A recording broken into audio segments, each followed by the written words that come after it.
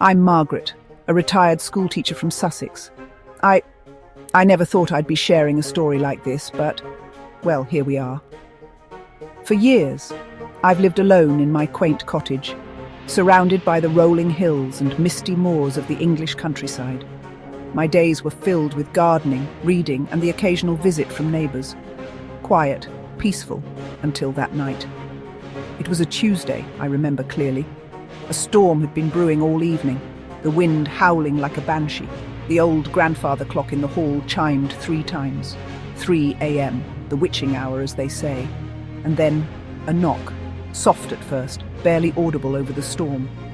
I thought perhaps a branch had struck the door, but then it came again, louder, more insistent. My heart began to race. Who could be out on a night like this?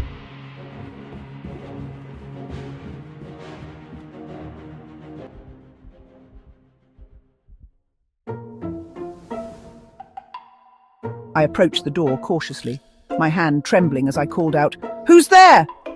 "Please, ma'am," came a child's voice, clear as a bell despite the raging storm. "We're lost. Can we come in and use your phone?" "Children, out in this weather?" I hesitated, my hand on the doorknob. Something felt off. A chill ran down my spine, and it wasn't from the draft. But I couldn't leave children out in the cold, could I? What kind of person would I be? I steeled myself and opened the door. And there they stood. 2 children, a boy and a girl, no older than 10.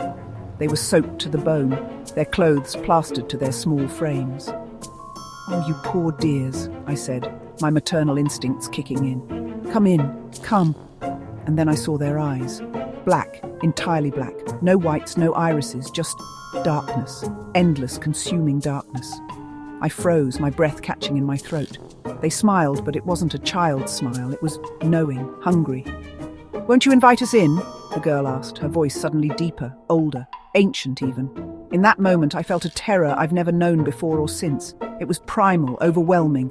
I slammed the door shut, my hands shaking uncontrollably. I backed away, unable to tear my eyes from the door. "Let us in," they called, their voices a terrible chorus. "We're so cold, so hungry. Don't you want to help us?" When the first light of morning finally broke, the knocking stopped. The silence was almost as terrifying as the noise had been. There was no sign of the children, no footprints in the mud, no evidence anyone had been there at all. But the fear remains. I don't sleep well anymore. Every noise, every shadow, it could be them. They appear at doors, in remote areas, always asking for help, for invitation. But why? What do they want? So I ask you, dear viewer, what would you do if they showed up at your door? Would you let them in?